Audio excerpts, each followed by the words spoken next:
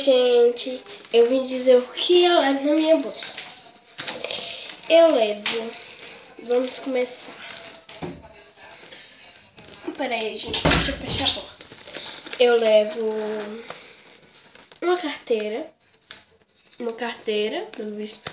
Mais simples. Uma carteira, né? Deixa eu ver mais.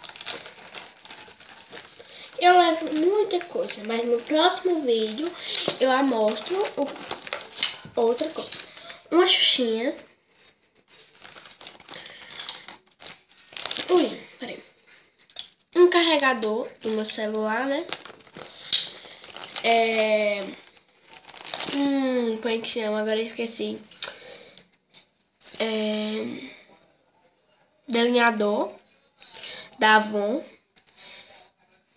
E não dá mais pra ver. E uma lixa de unha. Obrigada, gente. Tchau.